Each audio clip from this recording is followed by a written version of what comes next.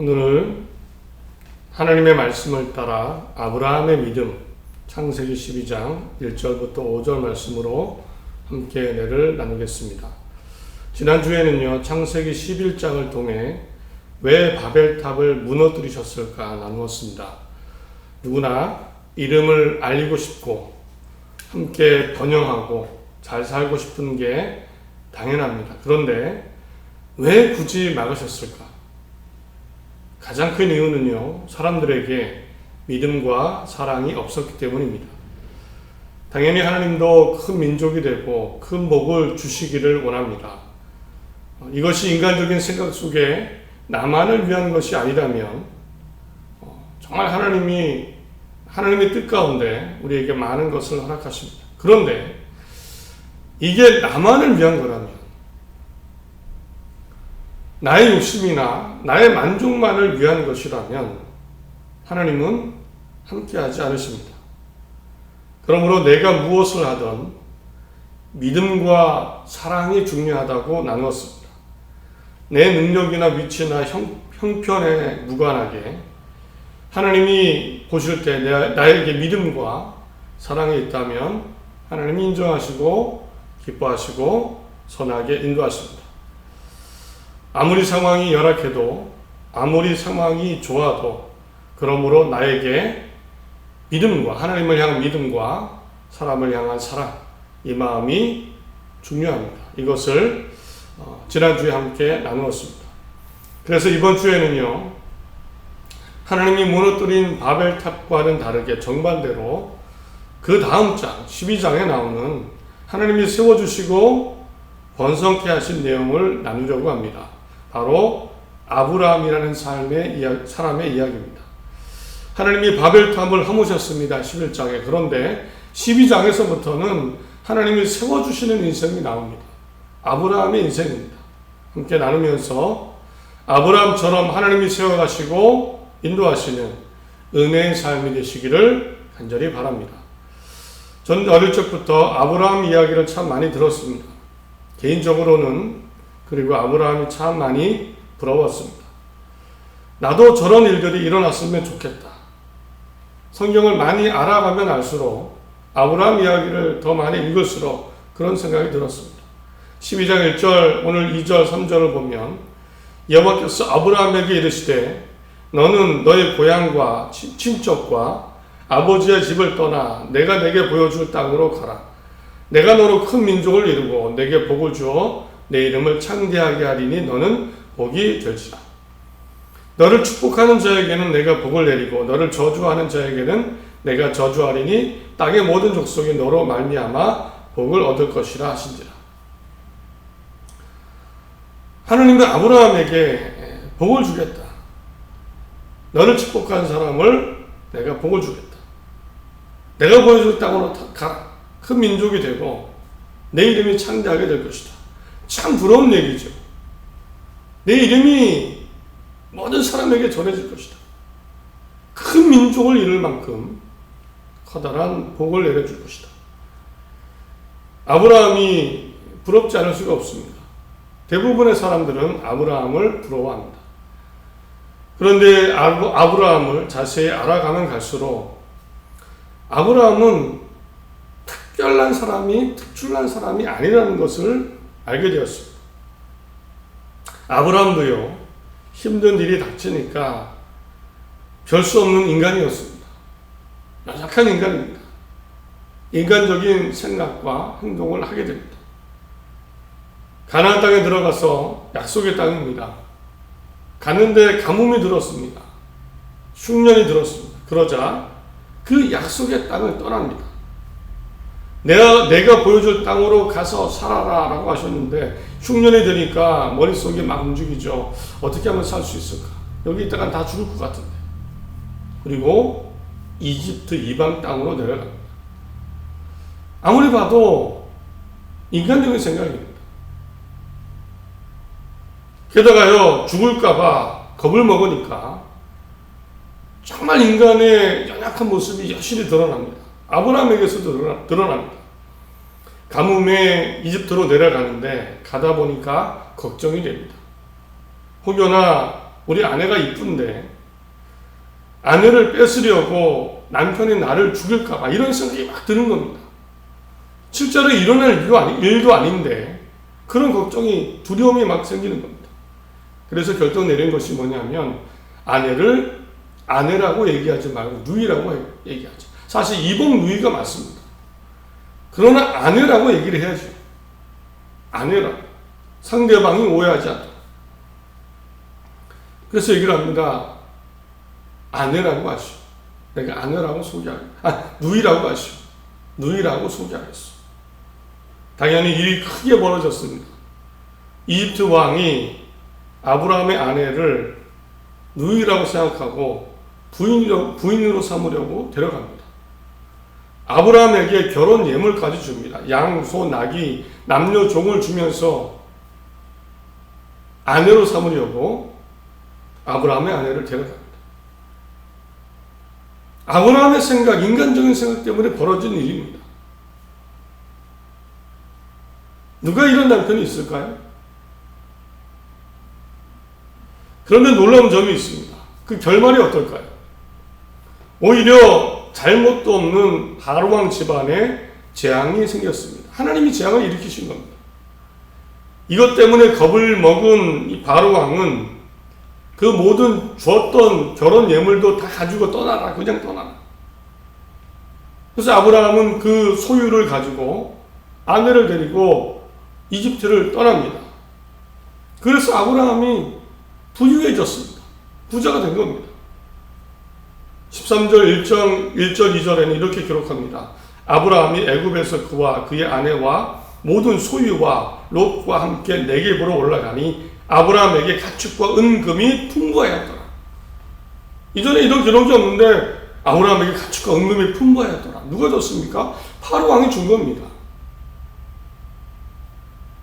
결론이 참 이상하죠. 잘못한 건 아브라함인 것 같은데, 인간적인 행동을 한 건 아브라함인데 어째서 하나님이 이렇게 하셨을까? 하나님이 도와주셨기 때문에 이런 일이 벌어졌습니다. 보면 볼수록 아브라함이 부럽습니다. 게다가 하나님은 틈만 나면 계속해서 말씀하십니다. 이 땅을 내게 주겠다. 아브라함이 힘이 약해질 때마다, 지칠 때마다 꼭 나타나셔서 말씀하십니다. 13장 14절에 롯이 아브라함을 떠난 후에 여호와께서 아브라함에게 이르시되 너는 눈을 들어 너 있는 곳에서 북쪽과 남쪽 그리고 동쪽과 서쪽을 바라보라. 보이는 땅을 내가 너와 내 자손에게 주리니 영원히 이르리라. 15장 7절에 또 그에게 이르시되 나는 이 땅을 내게 주어 소유를 삼게 하려고 너를 갈대아인의 우리에서 이끌어낸 여호와니라. 걱정 마라. 이 땅을 주겠다. 이 땅을 너의 소유로 삼으려고 불러낸 나는 하나님이다. 그 하나님이다. 힘들 때마다, 지칠 때마다 계속 말씀해 주시는 겁니다. 나에게도 한 번이라도 이런 일이 일어났습니다. 얼마나 힘이 날까요? 땅은 아니더라도 걱정 마라. 잘 될 거야. 걱정 마라. 선하게 이루어질 거야. 내가 너와 함께 할 거다. 내가 너의 상급이다. 뭐 한마디만 해주셔도 힘이 날 겁니다. 부럽습니다. 이런 생각으로 왜 하나님이 이렇게까지 아브라함의 인생을 세워주셨을까? 아브라함을 선택해서 이렇게 해주신 겁니까? 약속하셨으니까 어쩔 수 없이 지키시려고 이렇게 해주신 겁니까? 여러 가지 생각을 해봤습니다. 왜 아브라함에게 이렇게까지 해주셨을까? 결론의 일은 몇 가지가 있습니다. 첫째는요, 사실 하나님은 누구에게나 기회를 주신다는 건 사실입니다. 사실 하나님의 은혜는 공평합니다. 바르게 살고 인간답게 살고 악을 쫓지 않고 정상적으로 사는 사람이라면 하나님은 누구에게나 기회를 주십니다. 이 기회라는 것은 하나님과 동행하고 하나님이 기뻐하시는 일을 함께하며 하나님이 허락하신 주신 많은 것들을 사용하고 누리는 그런 기회, 은혜입니다. 다윗은 말합니다. 시편 145편 18절에 여호와께서는 자기에게 간구하는 모든 자, 곧 진실하게 간구하는 모든 자에게 가까이 하시는도다. 예수님은 말씀하십니다. 심지어 악인에게도 하나님의 은총이 있다고 얘기합니다. 마태복음 5장 45절에 이는 하나님이 그 해를 악인과 선인에게 비추시며 비를 의로운 자와 불의한 자에게 내려주십니다. 하나님은 모든 자에게 기회를 주십니다. 당연하죠. 공의의 공평의 하나님이시기 때문입니다. 아브라함을 그냥 선택하셨기 때문에 당연히 그것 때문에 주시는 것이 아니고요. 아브라함에게 주실 은혜를 주신 거고 우리에게도 마찬가지입니다. 하나님은 우리에게 필요한 은혜를, 필요한 기회를 공평하게 주십니다. 물론 방법이 다를 뿐입니다. 내가 너를 불렀다. 어느 날 나타나셔서 이것은 아닐 겁니다. 모세처럼 떨기나무 불꽃 가운데 나타나셔서 모세야 모세야 부르신 것처럼 부르시지는 않을 겁니다. 요셉처럼 어릴 때부터 꿈을 꾸게 하시고 꿈을 이해하는 능력도 주시는 그것은 아닐 겁니다. 아브라함 같은 다른 사람과 똑같은 그런 방법은 아닐 겁니다. 그러나 분명한 사실은 아브라함을 부르신 아브라함에게 주신 은혜, 그것은 우리에게도 공평 안 하는 겁니다. 방법은 다를지라도 우리가 눈치챌 수 없지만, 우리가 이해할 수 없지만, 다 할 수는 없지만 하나님의 은혜는, 하나님의 기회는 누구에게나 우리에게나 공평하게 나타나고 있습니다. 이런 경험 없으십니까? 어느 날 지나고 보니까 그때 정말 어떡할 뻔했어. 그때 정말 하나님이 도와주신 것 같아. 정말 하나님의 은혜였네 그때는. 이런 경험 있지 않으십니까? 저는 있습니다. 그때 내가 이런 일을 했으면 어떡할 뻔했어. 이것을 했으면 어떡할 뻔했어. 내가 부족하고 연약하고 지혜도 없는데 만약에 내가 이런 결정을 했으면 어떡할 뻔했어. 이런 것이 있습니다. 저희 여러분에게도 있지 않습니까? 아브라함이 부럽지만 그 부러움과는 별개로요, 하나님은 누구에게나 공평하게 기회와 또 부르심과 은혜를 내려주십니다. 그래서 하나님께 대해서는 실망할 이유가 없습니다. 왜 아브라함처럼 나는 안 해주시나요? 왜 모세처럼 그렇게 능력을 안 주시나요? 다윗처럼 왜 인도하지 않으시나요? 요셉같이 왜 꿈꾸는 능력을 안 주시나요? 하나님에 대해서 실망할 필요가 없습니다. 하나님은 나에게 알맞게 하나님의 방법으로 나에게 허락하시고 인도하시는 겁니다. 그러므로 두 번째 깨달은 것은 있습니다. 왜 아브라함에게 이렇게 주셨을까? 정말 중요한 것은요, 정작 중요한 것은 바로 나의 믿음입니다.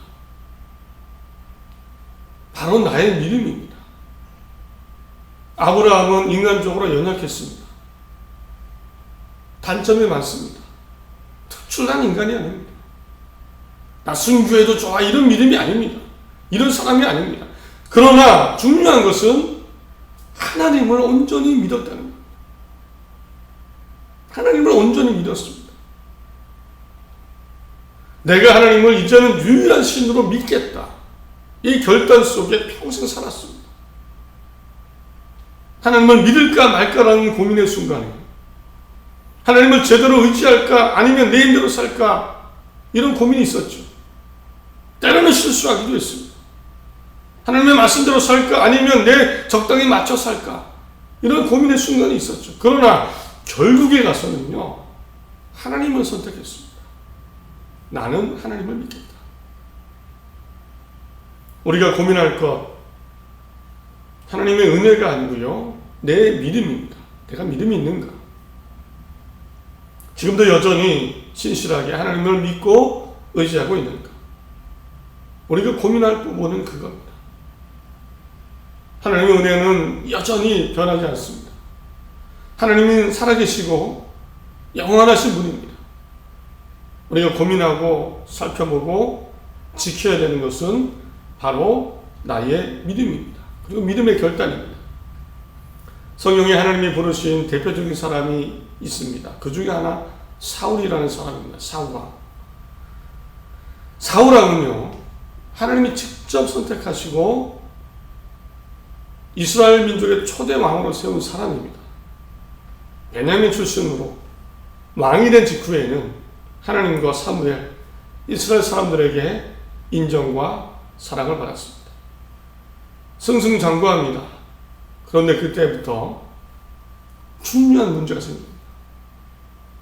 하나님에 대한 신뢰가 약해지기 시작했습니다.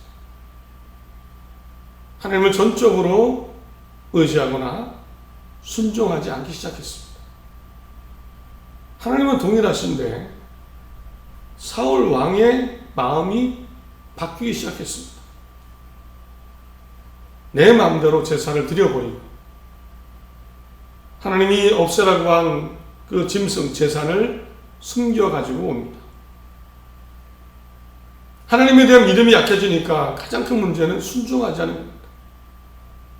말씀대로 살지 않은 겁니다. 내 생각과 판단대로만 살기 시작했습니다. 하나님의 문제가 아니라 하나님이 택했음에도 불구하고 사울왕의 믿음에 문제가 생긴 겁니다. 믿음의 변심입니다. 결국 하나님은 사울 대신에 다윗을 왕으로 세우시게 됩니다. 이 반에 아브라함은 어떻습니까? 말씀드린 대로 특출한 사람이 절대 아닙니다. 2번이나 아내를 누이라고 소개해서 문제가 터졌습니다. 특출한 사람이 아닙니다. 가뭄에 힘들고 어려우면 인간적인 생각이 드는 그런 아주 평범한 사람입니다. 그런데 가장 중요한 것은요, 평생 끝까지 결국에는 하나님을 믿고 의지했습니다. 가는 곳마다 그래서 제단을 쌓고 예배드렸죠. 가장 먼저 한 것이 이겁니다. 아브라함이 얼마나 하나님을 믿으려고 결단하고 애썼는지 알 수 있는 사건이 하나 있습니다. 조카 롯과 살다가 헤어지게 되죠. 짐승이 많아지니까 짐승을 기르는 목동끼리 서로 싸우는 겁니다. 아브라함의 목동과 롯의 목동이 서로 싸우자 서로 헤어집니다. 롯은 소돔성에 가서 살게 됩니다. 그런데 소돔성에 살던 조카 롯이 전쟁에 휘말리고 그만 포로로 잡혀간 겁니다. 아브라함이 소식을 듣고 집에서 훈련한 318명의 병사들을 데리고 용병을 데리고 군사를 데리고 쫓아갑니다. 그리고 약탈한 쫓아가서는 전쟁에서 승리하고 조카 롯과 사람들과 또 약탈한 전리품까지 다 가져오게 됩니다.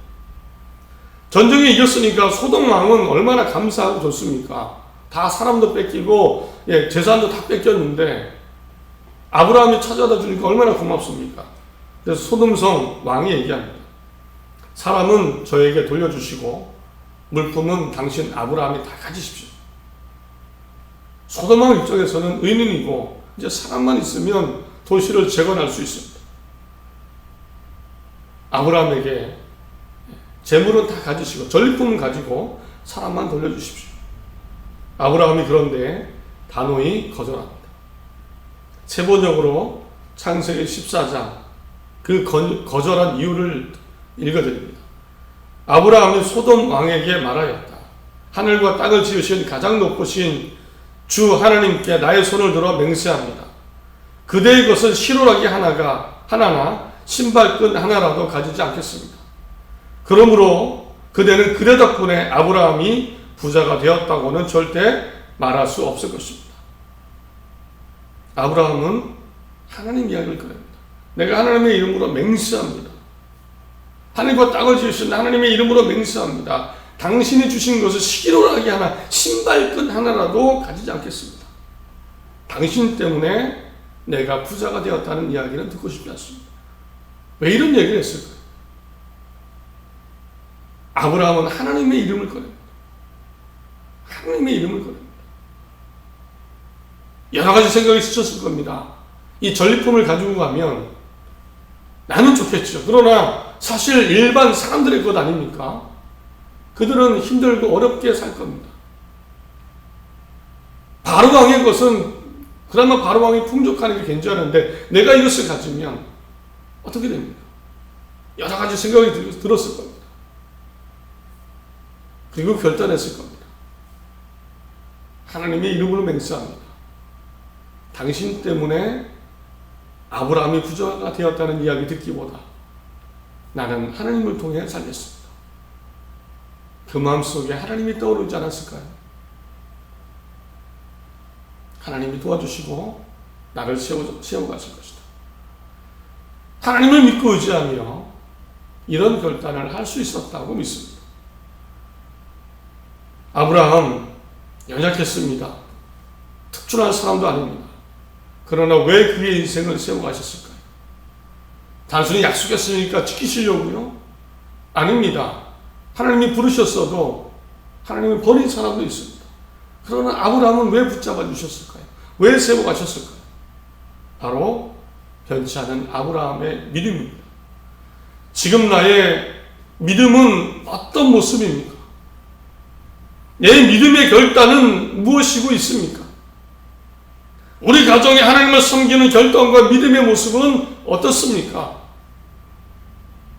때로는 실수하고 인간적인 생각이 들지만 다시 하나님을 붙잡아야 됩니다. 하나님을 의지해야 됩니다. 하나님께 맡기고 의뢰하고 기도하며 나아갑니다.